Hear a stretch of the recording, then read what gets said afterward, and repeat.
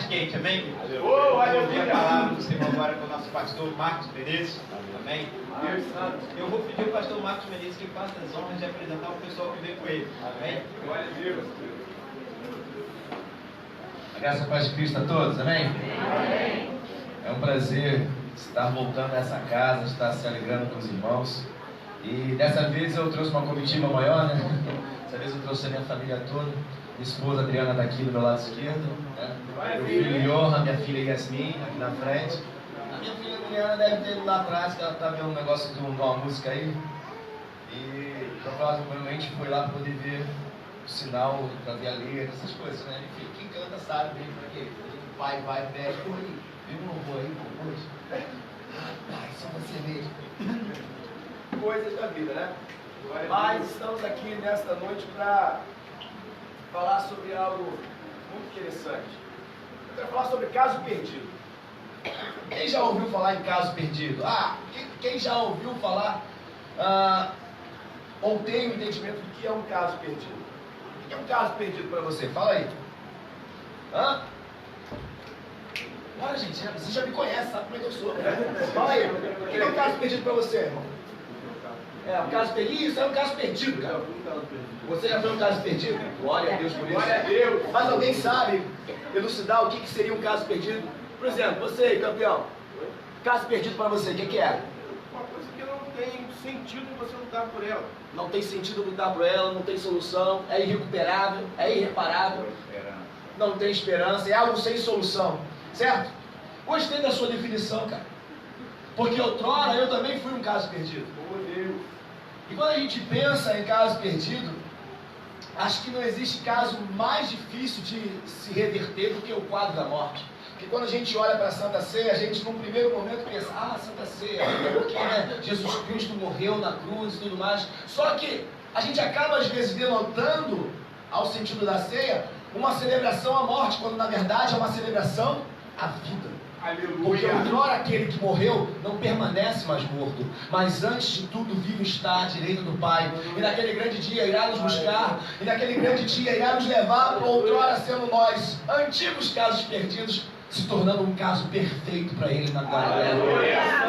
Sabe, eu percebo assim, quando eu penso nessa questão de caso perdido, eu penso no sentido da morte, porque para muita gente era algo que não tinha chance, não tinha mais recuperação, era algo irreversível.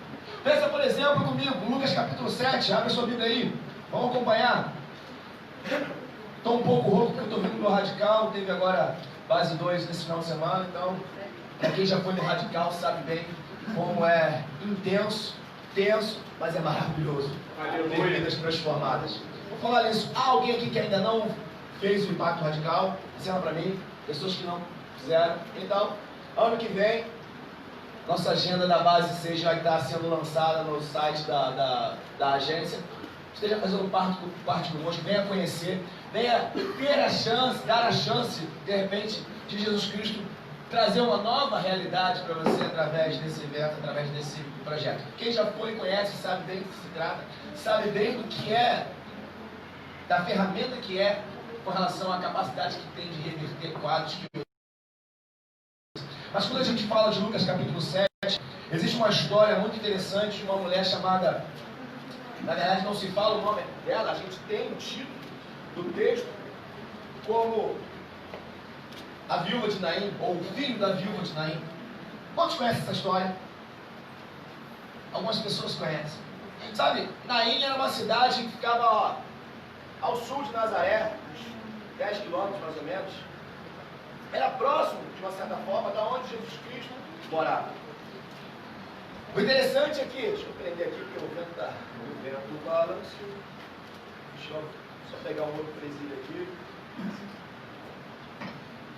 Naim, na construção da sua palavra, na etimologia da sua palavra, tem um significado que outrora é totalmente contrário ao que esse texto narra. Naim tem um significado agradável, formoso, algo prazeroso. Portanto, quem era da terra de Naim era chamado da terra da formosura, da terra da maravilha, da terra do prazer, da terra da felicidade. E agora Jesus Cristo está chegando, diz o texto a partir do verso 1, pouco tempo depois, ele segue em viagem e passa Ou seja, passa e para numa cidade chamada formosura, chamada prazerosa, chamada agradável, chamada Naim. Interessante que quando Cristo chega lá, está tendo um cortejo fúnebre. Ele está chegando na entrada da cidade. É isso aí? 11, verso 11. Isso. Ele está chegando na entrada da cidade, como sempre, tem uma grande multidão com ele. E agora, pode avançar verso 12. Ele se depara com um cortejo fúnebre na entrada da cidade. Pessoas estavam levando um defunto. Não se sabe quem é, não tem um nome, não tem uma definição ou uma identidade clara. Ou seja, podia ser qualquer um, podia ser até um de nós. O texto faz questão de mencionar duas coisas. Uma, havia um cortejo fúnebre na entrada da cidade. Geralmente, quando se fala em entrada, em portal de cidade, a gente pensa em ornamentação alegre, algo agradável, algo atrativo. Por exemplo, se você vai viajar para algumas cidades do nosso Brasil, por exemplo, Campo do Jordão, quando você chega, o portal da cidade é maravilhoso. Dependendo da época do ano, é florido. Quando você chega aqui mesmo em Petrópolis ou Teresópolis, o portal da entrada, nessa época, por exemplo, festiva, está todo iluminado, está todo agradável. É para trazer prazer e agradabilidade a quem chega ali. Jesus agora está chegando com uma comitiva e, na verdade, está havendo um cortejo fúnebre. Ou seja, contrário e contraditório àquilo que a cidade em si pregava no seu próprio significado. Que cartão de visita. O texto diz que era um jovem. Se era um jovem, eu penso aí, de repente, mais de 17, aproximadamente, antes dos 30. Porque a primeira idade para um judeu ia aproximadamente até os 30 anos. Naquele tempo, a primeira idade era isso. Mas o que eu quero pontuar nesse momento é que era um defunto filho único de uma mãe que era viúva.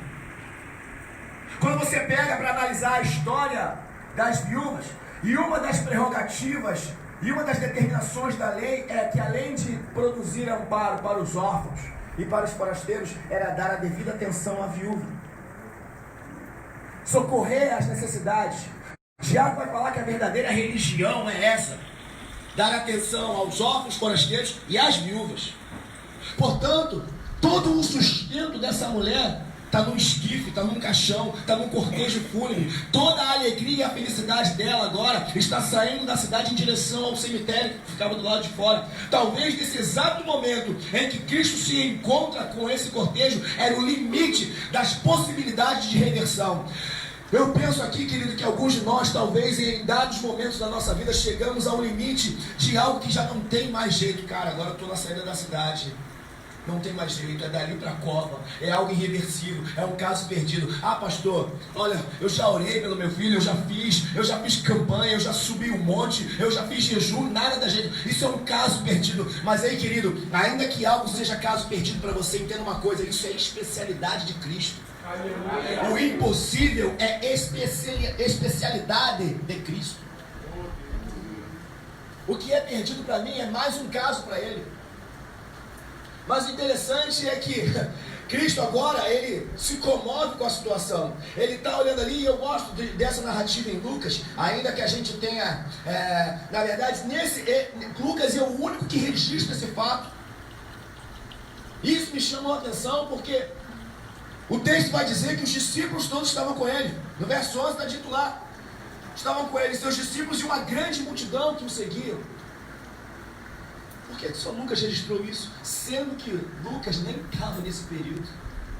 Lucas vai obter essa informação muito depois. A maioria dos informes de Lucas é retirado de Marcos.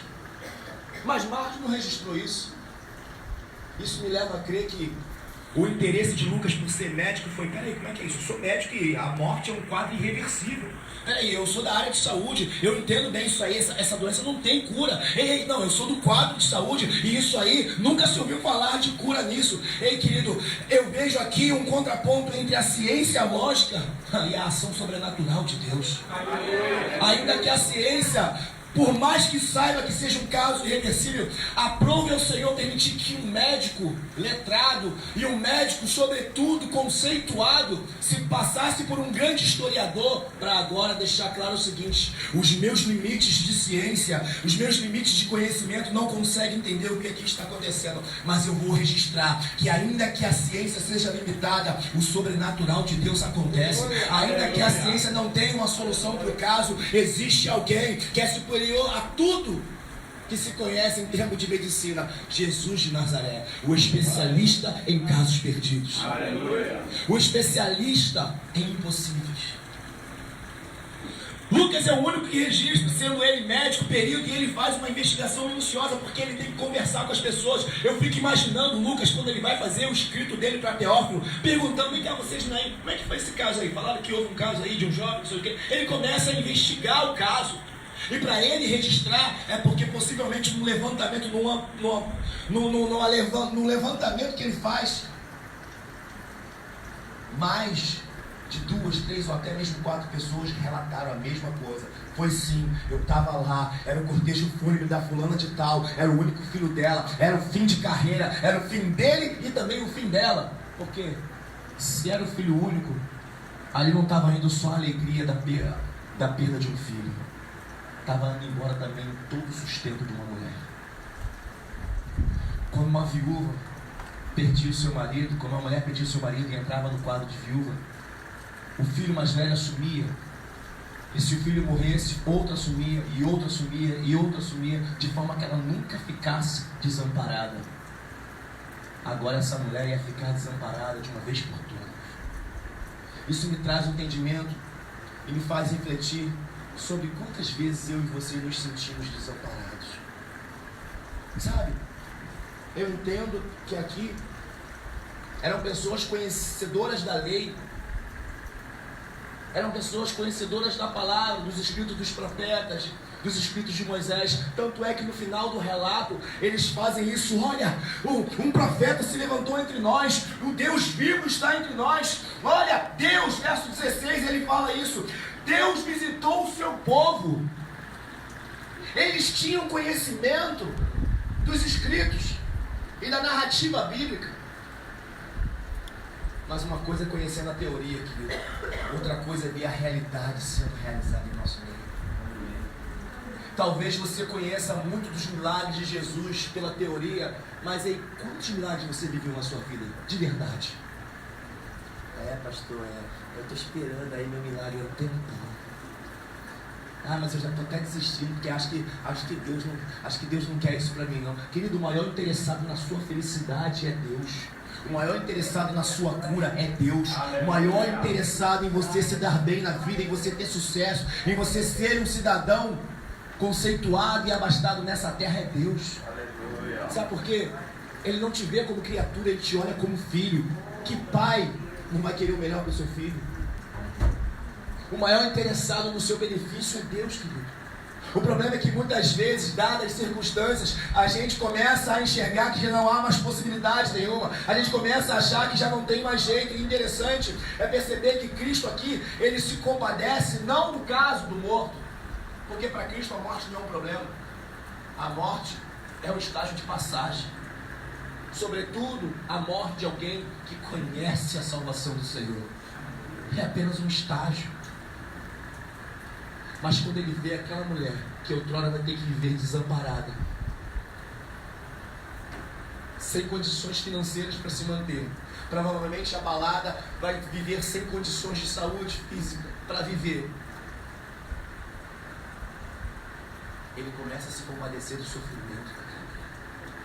Sabe, semelhante a alguns casos, gostei da sua fala, de alguns casos perdidos entre nós. Quantos pais e mães choraram para verem os seus filhos libertos das drogas, do mundo do tráfico, da prostituição, da jogatina.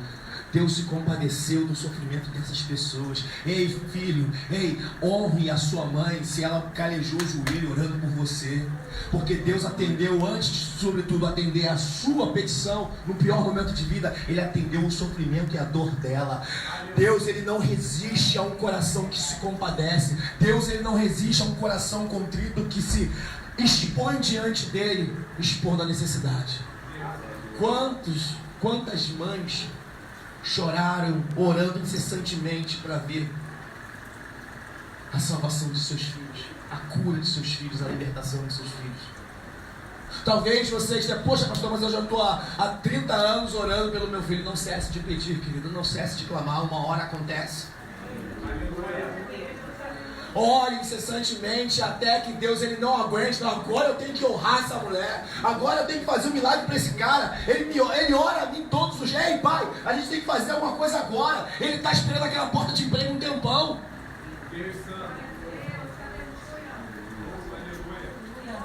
Deus, através de Jesus aqui, se compadece de uma viúva que outrora ia ficar desamparada. Verso 13 diz, olha, logo que a viu. Em nenhum momento Cristo está interessado no morto. Morto, cara. Morreu conhecendo a lei, a salvação que viria para os judeus. Ritual de passagem.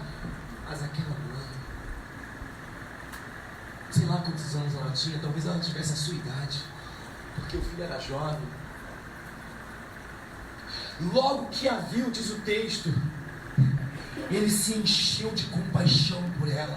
Ele se encheu, e é justamente a maravilhosa compaixão de Cristo que começa a fazer a ação necessária de mudança na história não somente daquela mulher, mas na história de toda aquela região.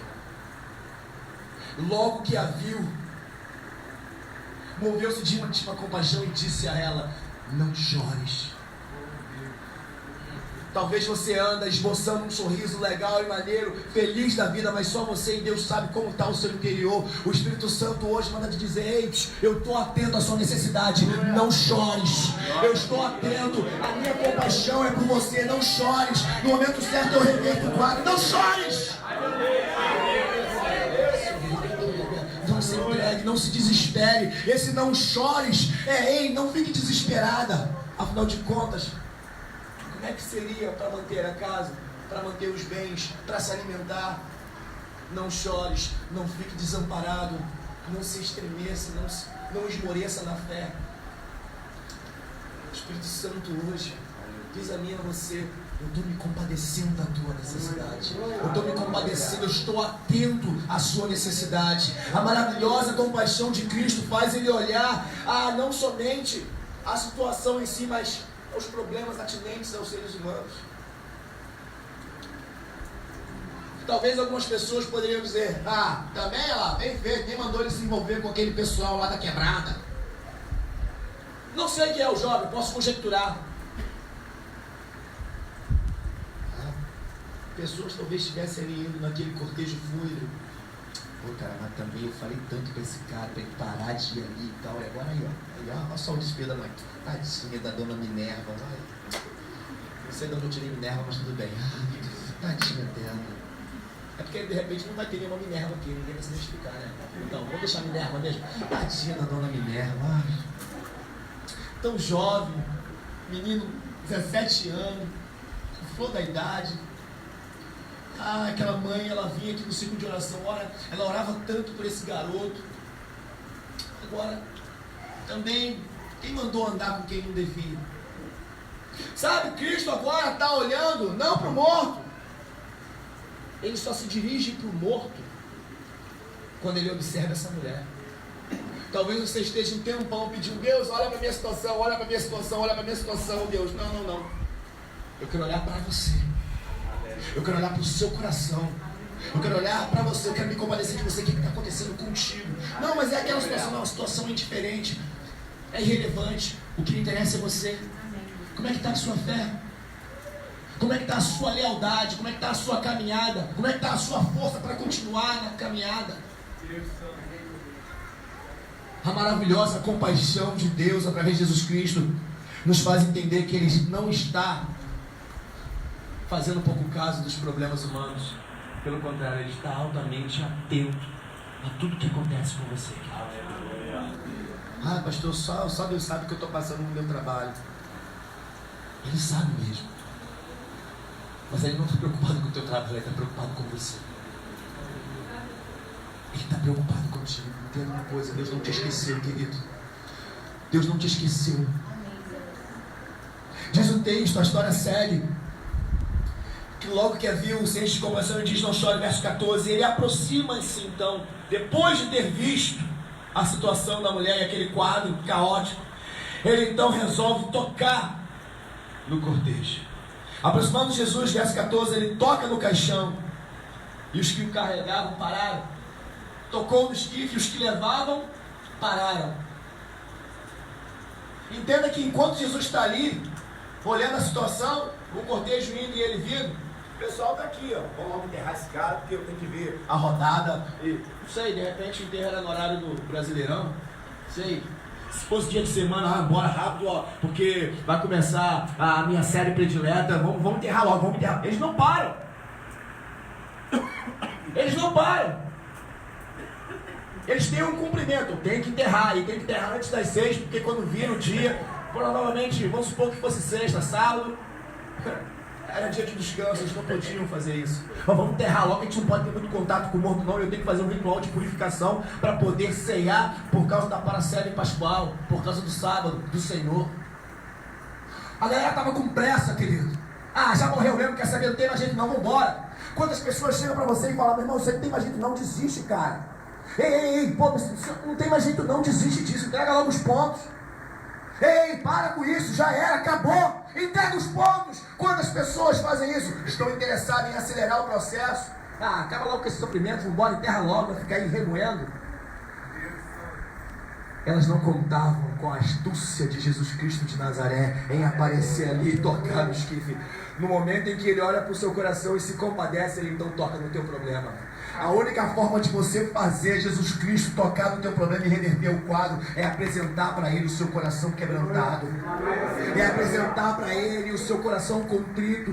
É apresentar para ele que realmente você é. Por mais que você talvez, diante das redes sociais ou das pessoas, você tente se mostrar forte, afinal de contas, a Bíblia fala: se naquele grande dia você se manifestar, se você se mostrar choroso, fraco, desanimado, sua força é pouca, você é um homem sem fé. Não tenha vergonha das suas lágrimas, porque elas são recolhidas por Deus. Algumas pessoas fazem um esforço enorme para não chorarem, né? Principalmente no universo masculino. Não, homem não chora. Não, eu quero susto aqui no olho. Irritação aqui no olho.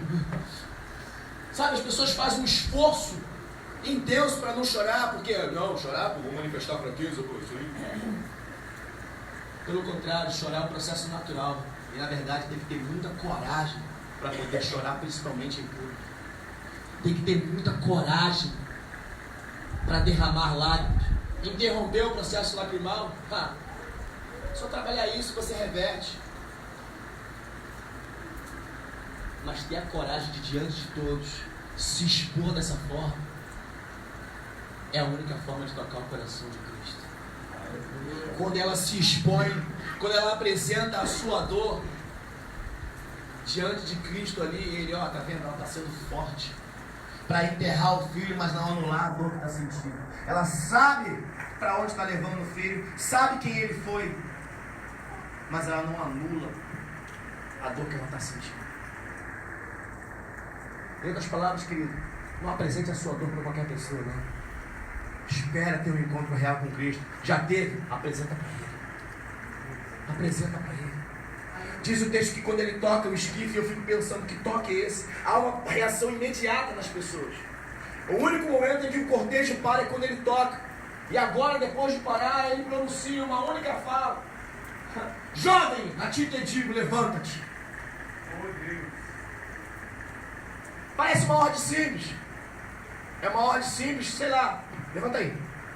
É uma ordem simples para quem está vivo. Mas como é que você levanta um morto? Isso fala de autoridade espiritual, querido. E essa mesma autoridade ele quer conferir a mim e a você. Sabe por quê?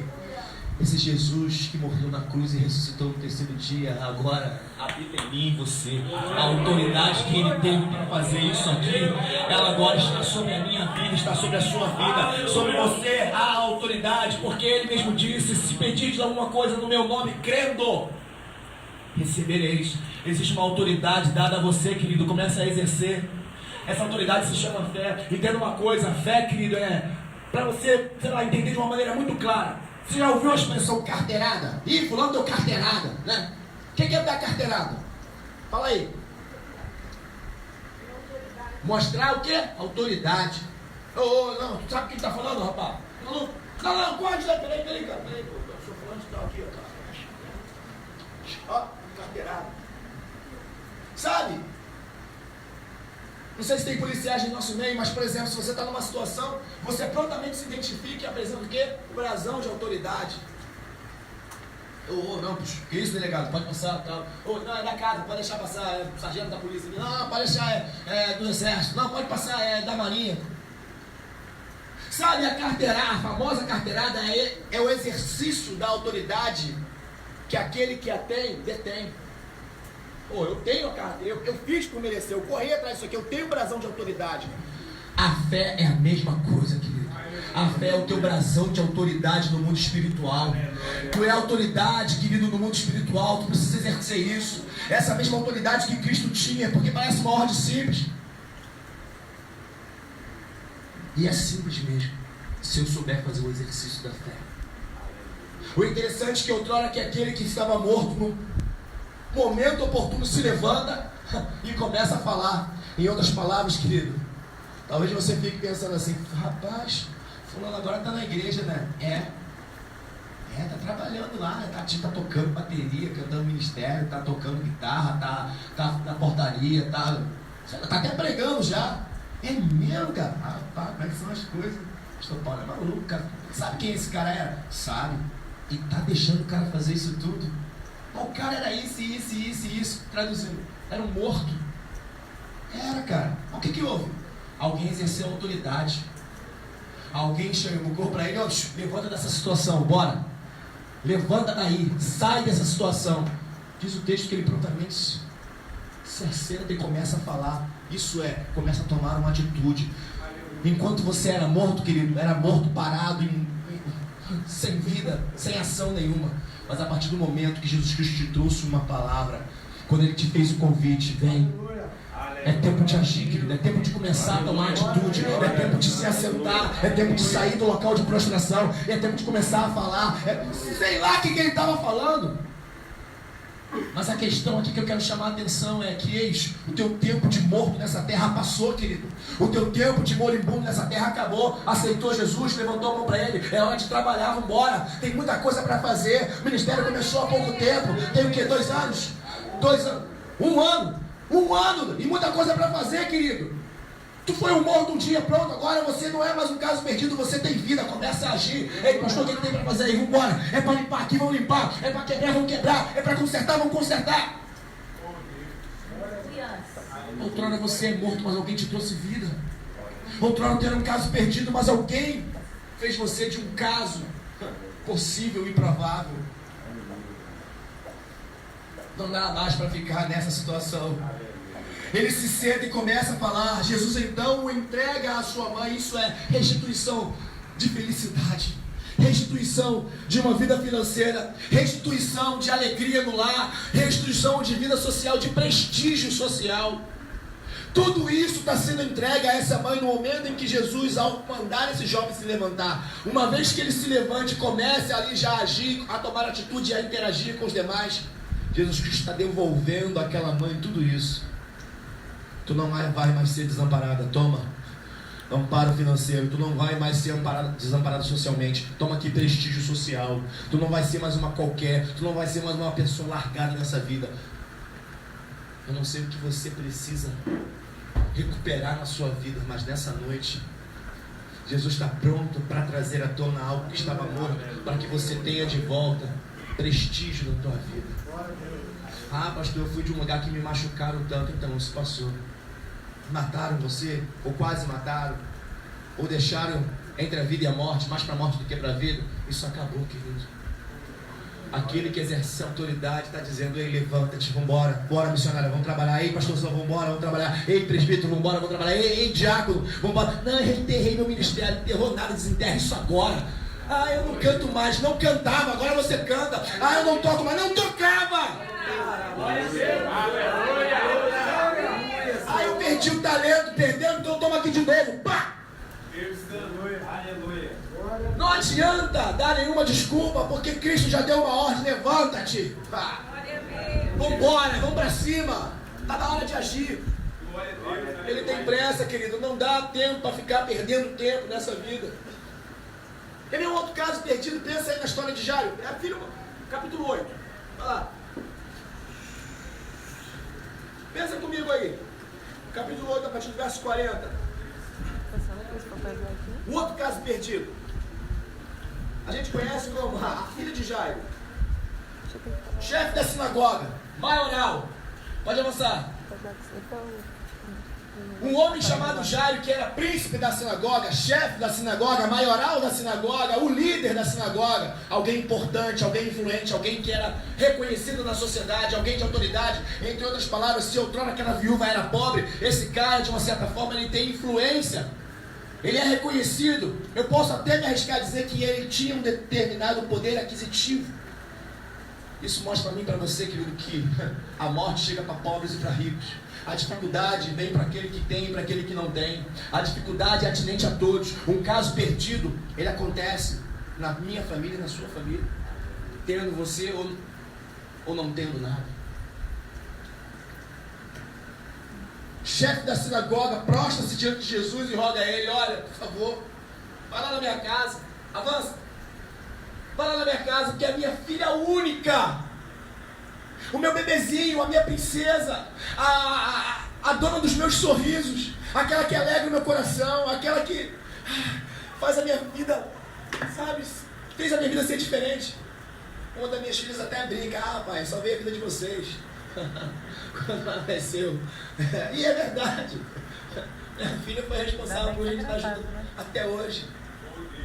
Sabe, pensando no Jairo agora, minha única filha de 12 anos, quase 12 anos, falando para Jesus: ó, vai lá em casa, por favor, muda o meu quadro, muda a minha história, restaura a minha alegria, restaura a felicidade do meu lar, restaura o meu sentido de vida, vai lá na minha casa.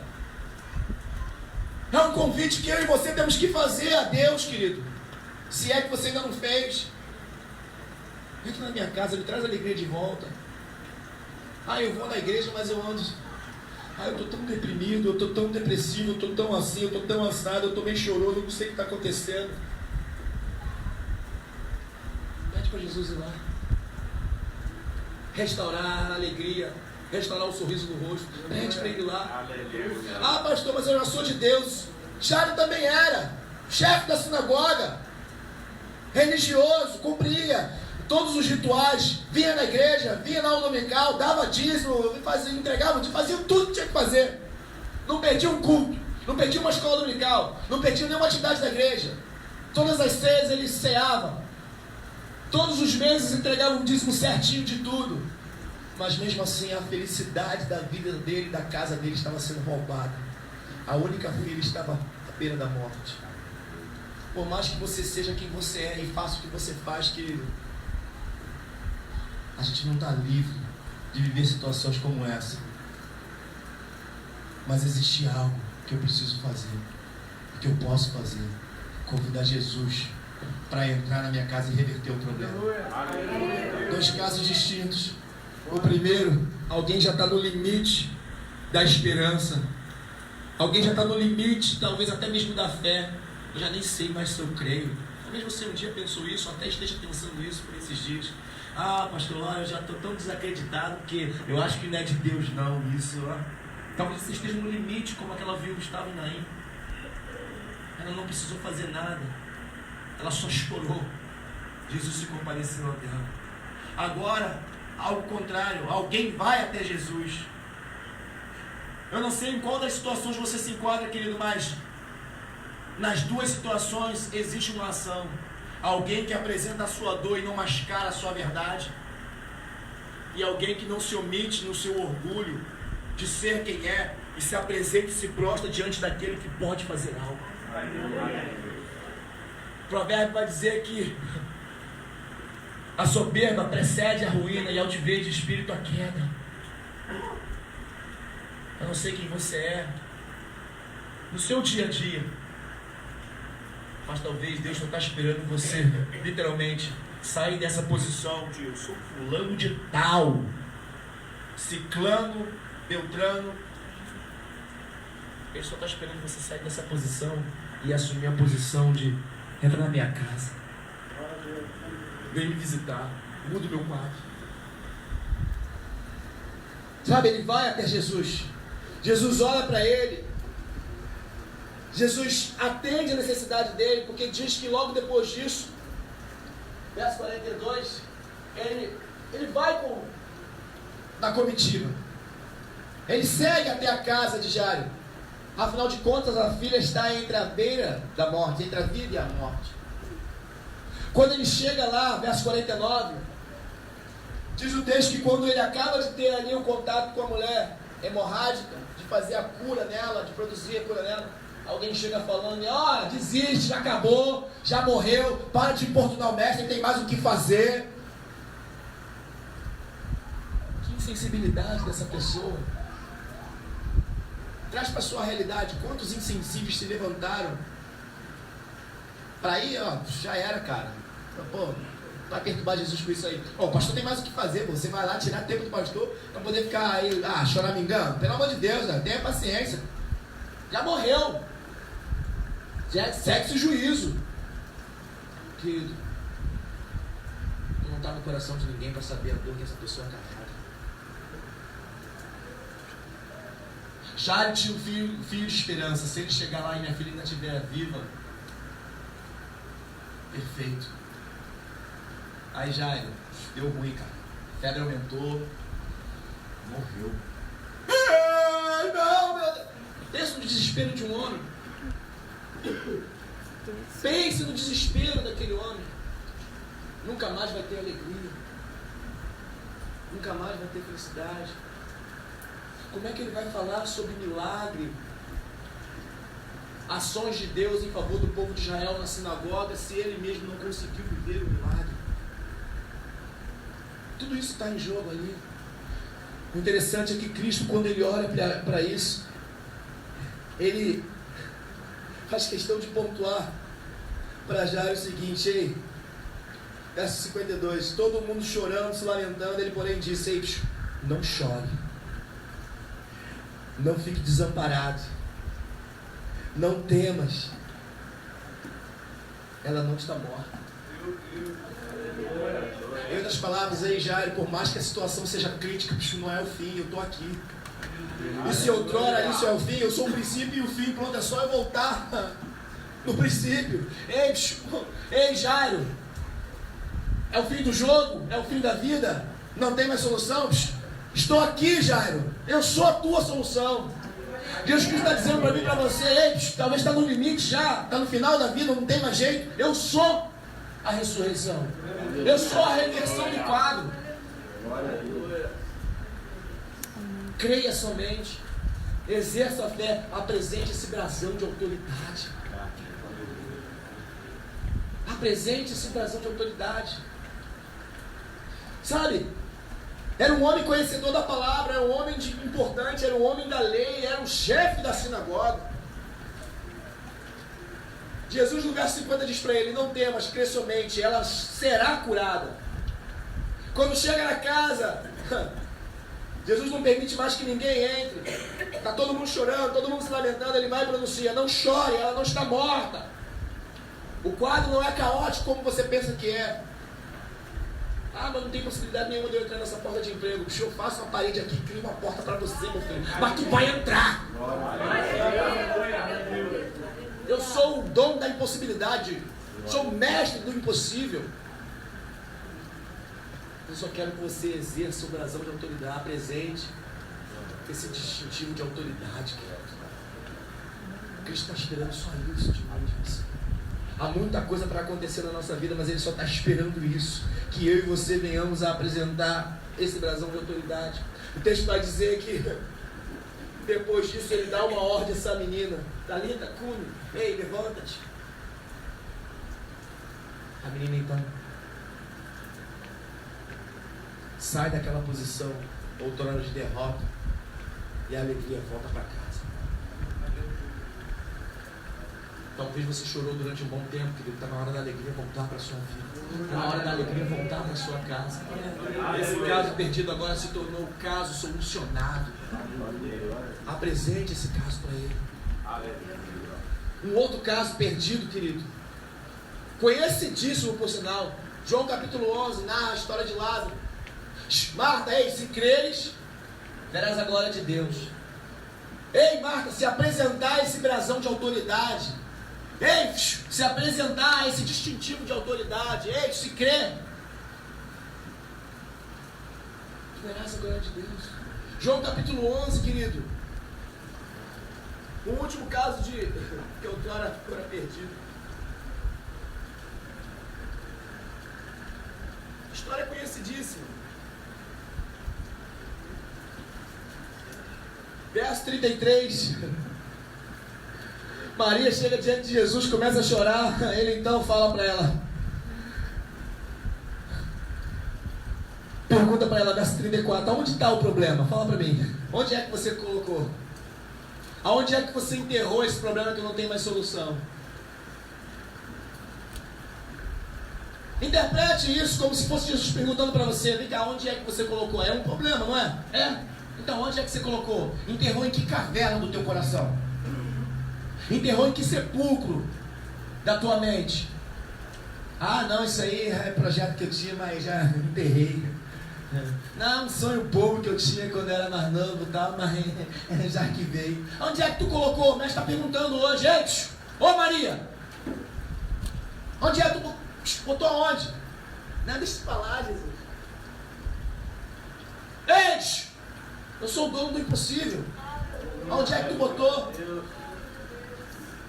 Não tem solução para essa cambada que está aqui. Onde é? Sabe, é até uma pergunta irrelevante. Vamos lá. É até estranho de você entender. Porque se Cristo era Cristo, se era o Todo-Poderoso, para que ele vai perguntar isso se ele já sabe? Porque ele quer te dar a oportunidade de usar o poder da declaração, de apresentar a ele o teu problema, por mais que ele já saiba aonde é que dói. Sabe, tem médico que olha para você e já sabe qual é o problema, mas mesmo assim ele ouve de você os sintomas que você está sentindo. Por mais que ele talvez já veja os sinais. Rapaz, ó, a veia está alterada ali, tá meio vermelho, tá febril. Ele já tem mais ou menos uma ideia, mas vamos lá, o que você está sentindo? Tá? E começa a escrever, não é assim, tem que olhar para tua cara. Sei, papai, já sabe que você tem, ele já está prescrevendo ali o tratamento que você vai fazer, mas está ouvindo tudo.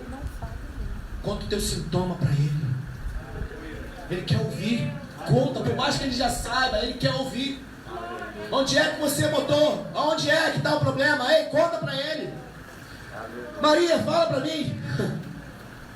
Onde é que puseste? Senhor, vem aqui e veja. Jesus chora, verso 36. Os judeus disseram, olha, vede como ele amava. Verso 37.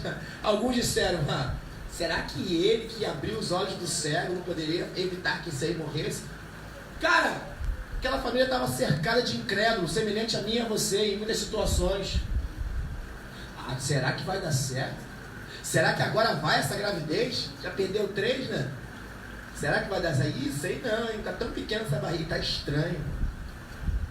Pô, cara, tu já foi mandado embora de 5 empregos, será que agora vai? Pelo amor de Deus, hein? Tá cercado de um montão de incrédulo, cara. Rapaz, será que essa igreja vai dar certo? Sei não, hein? No fundo de quintal, assim, esse negócio de igrejinha de quintal começa e acaba logo. Sempre tem aqueles que falam. Eis aí a porta aberta se alargando cada vez mais. Tu está cercado de incrédulos, querido. Mas mesmo assim, Jesus te diz, ei, aonde é que está o problema? Me conta. Ignora essa galera, fala para mim. Senhor, vem e veja. Verso 39. Quando ele chega ali diante do local, Jesus olha, tira a pedra. Espera aí, cara. O cara dá uma ordem e ele tira alguém do mundo dos mortos e traz para o mundo vivo, e aí ele precisa mandar alguém tirar uma pedra. Como é que é isso? Porque Cristo, para fazer o teu milagre, Ele quer contar com a tua participação. Ele quer que você entenda que a autoridade que está nele também está em você, se você usar essa autoridade da fé. Em outras palavras, ele quer saber se realmente você tem credibilidade nele ou não, o quanto você confia nele. O quanto você confia, para também saber o nível da sua objeção. Senhor, já cheira mal. Objeção, né? Tipo assim, poxa, será que é uma boa ideia, mestre? Pô, já está aí 4 dias. E ela está certa, humanamente falando. 4 dias. O processo de decomposição já deveria estar como? Entrando talvez no estágio de putrefação. Deveria ser um cheiro insuportável. Semelhante talvez a alguns de nós quando diz assim, cara, você não sabe o que eu fiz, cara. Você não sabe quem eu fui. Deus não está interessado no cheiro do teu pecado. Deus não está preocupado no cheiro daquilo que outrora era maldição. Ele está interessado em quanto o seu coração é leal a uma ordem dele. Tira a pedra, remove o problema, tira o obstáculo. O que é que está entre você e o seu milagre? Tira o obstáculo. O que é que está entre você e a solução desse caso perdido? Tira isso. Eu não tenho dinheiro para pagar um advogado, é muito caro. Tira esse obstáculo. Aleluia. Qual é o obstáculo que está impedindo você de obter o seu milagre, a solução do seu problema? Arranca isso. Quantas desculpas você já deu para Deus? Ali foi mais uma desculpa, já cheira mal. Já é de dias. Eu já não canto mais. Eu enterrei talento, isso, aquilo. Sabe, o texto segue. Verso 42. Ele vai, ora. 41 ele ora. Graças te dou. Até que então ele chega e dá a ordem direta. Ei, Lázaro! Come on here. Let's go. Vem. Manda, vem. Vem cá, Lázaro. Saia do meio do teu problema. Venha viver a realidade de um milagre. Vem trazer alegria para as suas irmãs. Vem trazer alegria para esse povo. Vem quebrar a cara desse bando de incrédulo. Eu quero profetizar, querido, que você vai fazer muita gente quebrar a cara. Ela conseguiu isso, Ele conseguiu, mesmo. Rapaz, nunca se ouviu falar de alguém que depois de 4 dias voltasse à vida. Era improvável, era impossível. Deus quer fazer de você um desses improváveis, um desses casos perdidos, ser a solução de problemas e, na verdade, trazer para algumas pessoas surpresa, agradável para uns e desagradável para outros. Porque tem gente que já tinha de ser sentenciado. Não passa dos 18. No máximo chega aos 20. Eis aí você com sei lá quantos. Eu, segundo alguns, era para eu ter morrido antes dos 18. Já estou na casa dos 40. Tô aí, tranquilão. Rapaz, mas não é que o menino viveu mesmo e tal, que passou por aquilo tudo. Pois é. Porque alguém falou assim, tira o obstáculo e vem para mim. Tira o obstáculo e vai para ele, querido. Vai para a ressurreição de vida. Deixa o seu ministério renascer. Deixa o seu talento ressuscitar. Deixa ele reviver em você algo que outrora você já tinha como morto e enterrado. Porque ele mesmo é a própria ressurreição da vida. Ele quer fazer de você também uma ressurreição entre esses mortos ambulantes que andam por aí. Sabe, falar de ceia é falar de ressurreição, é celebração à vida. Essa noite é uma noite para você celebrar a restauração de muitas coisas. De um casamento que parecia ser perdido. Não está perdido não, querido. Nunca esteve, se você apresentar a quem de direito. Sabe, eu queria pedir a minha filha para cantar um louvor. Que é um louvor que tem muito a ver com essa noite, tem muito a ver com isso aqui. Cadê o playback? Tem o cabinho para conectar no celular?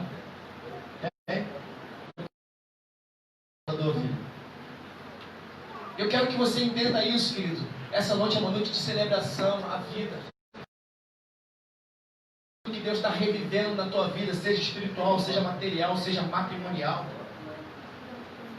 Se ora, no passado era um caso perdido, agora é um caso evidenciado e solucionado. E melhor do que isso, da mesma forma como essas histórias trazem reflexão para a nossa vida, a sua história vai trazer reflexão para a vida de alguém.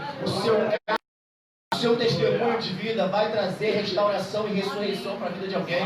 Eu quero profetizar isso para você. Se você era um morto para muita gente, agora você é um ressuscitado e renovado em Cristo Jesus para levar vida e vida em abundância para essas pessoas. Mas você tem que entender isso. Deus quer a sua participação. Ele quer a sua participação naquilo que Ele está fazendo nesses tempos. Não fique de fora, querido. Não fique de fora do que Deus está fazendo na terra. Sabe, essa situação aqui agradou um montão de gente. Mas nesse mesmo contexto de história aqui de Lázaro, quando você chega no versículo 45, 46, diz o texto que um montão de judeu começa a conspirar contra Jesus porque está indignado. Como assim esse cara trouxe vida? Como assim ele está ferindo a nossa lei? A lei diz isso, isso e isso. Ele está indo contra a nossa lei. Sabe, talvez você vai desagradar um montão de gente. Se concentra naqueles que estão se agradando da tua vitória. Ignora os que querem o teu mal, querido. Se concentra em quem quer ser feliz contigo. Em quem chorou com você e agora quer se alegrar. Se concentra nesses. Pode? Nesse louvor, querido. Quero que você ouça, não somente com os seus ouvidos, eu quero que você ouça com o seu coração, com a sua alma. Internet? É que vai funcionar?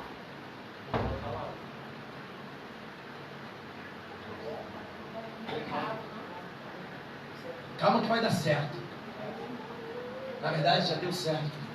Você entendeu. É a ressurreição.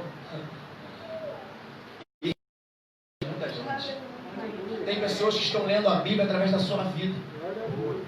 Rapaz, ela tinha todo motivo para abandonar a fé e o cristianismo e tudo mais, e ela continua ali sendo fiel.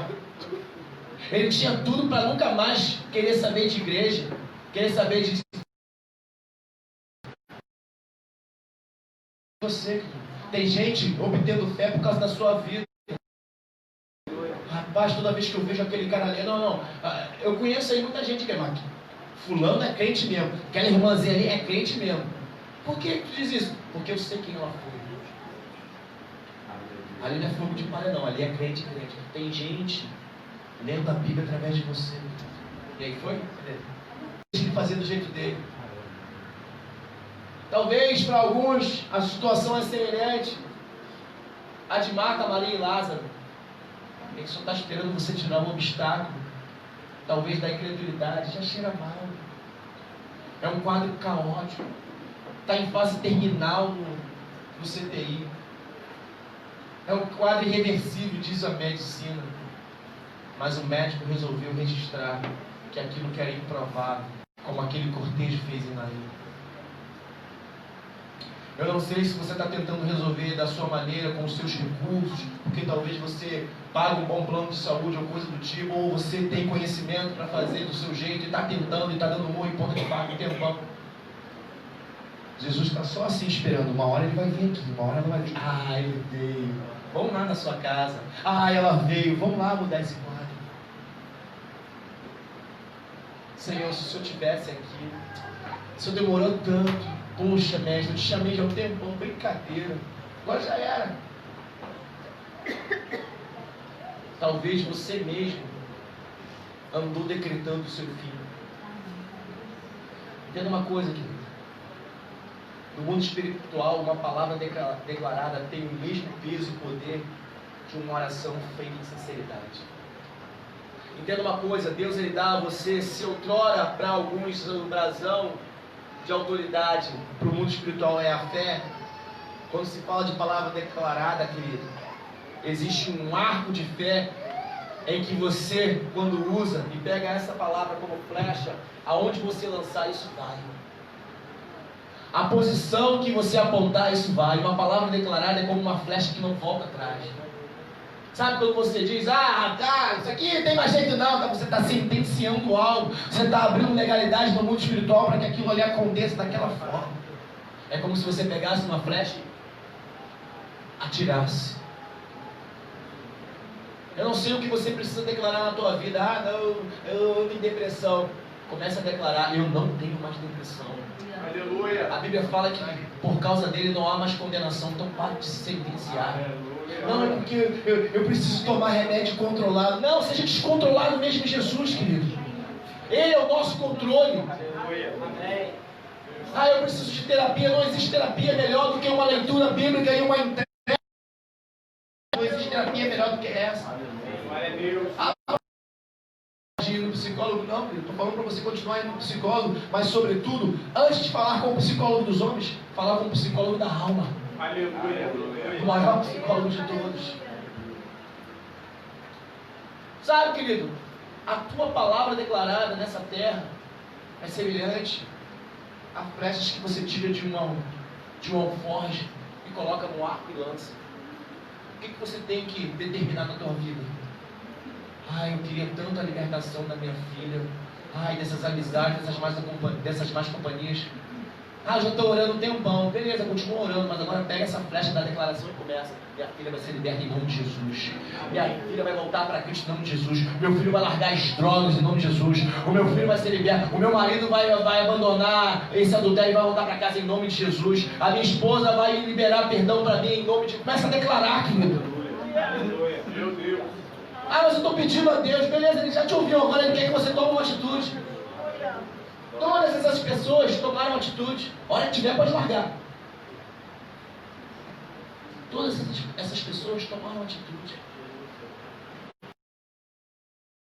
Sempre espera demais dos outros. Do ministério, do pastor, das irmãs que oram. As irmãs que oram num joelho só. Galera do círculo de oração. Qual é a tua atitude, querido? Está esperando isso. E nada me separa desse amor. Nada vai me tirar.